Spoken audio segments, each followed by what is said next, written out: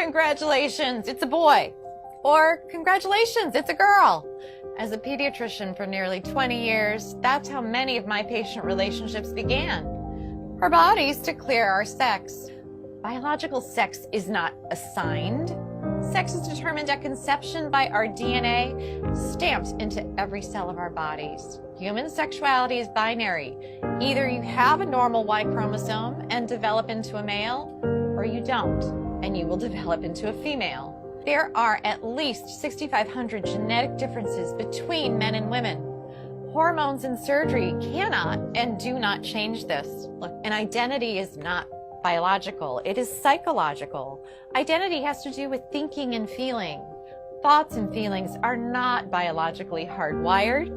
Our thinking and feeling may be factually right or factually wrong. For example, if I walk into my doctor's office today and say, "Hi, I'm Margaret Thatcher," my physician will say I am delusional and give me an antipsychotic. However, if instead I walked in and said, "I am a man," he would say, "Congratulations, you're transgender."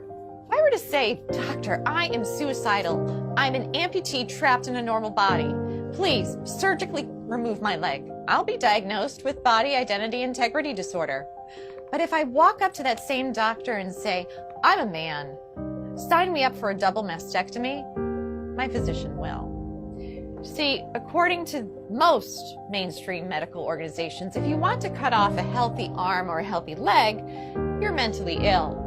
But if you want to cut off healthy breasts or a penis, you're transgender. Let's be clear, no one is born transgender. If gender identity were hardwired in the brain before birth, identical twins would have the same gender identity 100% of the time. They don't. I had one little boy, a patient we'll call Andy.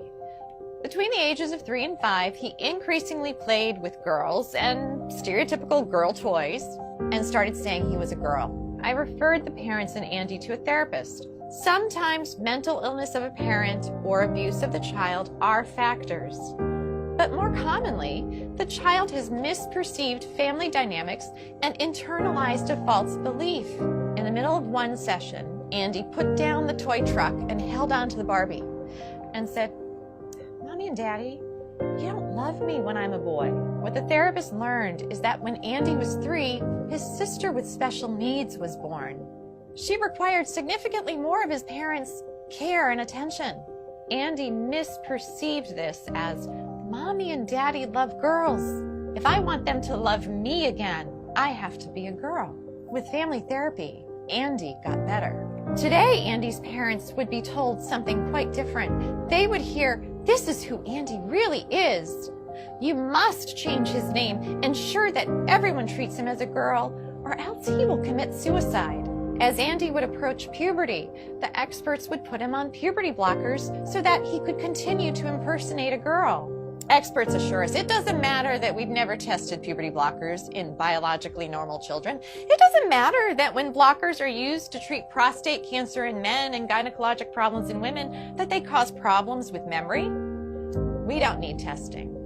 No, we need to arrest his physical development now, or he'll commit suicide. But this is not true. Instead, when supported in their biological sex through natural puberty, the vast majority of gender-confused children get better. Yet, we are chemically castrating gender-confused children with puberty blockers. Then, we permanently sterilize many of them by adding cross-sex hormones. Cross-sex hormones are estrogen and testosterone. Those put young children at risk for heart disease, strokes, diabetes, cancers, and even the very emotional problems that experts claim to be preventing.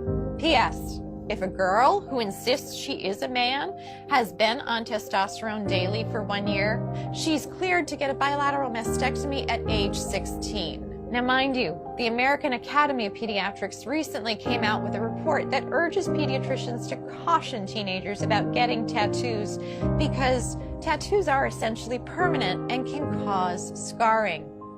But this same AAP is 110% in support of 16-year-old girls getting a double mastectomy, even without parental consent, so long as the girl insists that she is a man and has been taking testosterone daily, for 1 year. Let's be clear, to indoctrinate all children from preschool forward with the lie that they could be trapped in the wrong body disrupts the very foundation of a child's reality testing. If a child can't trust the reality of their physical bodies, who or what can they trust? Transgender ideology in schools is psychological abuse that often leads to chemical castration, sterilization, and surgical mutilation. If that's not child abuse, ladies and gentlemen, what is?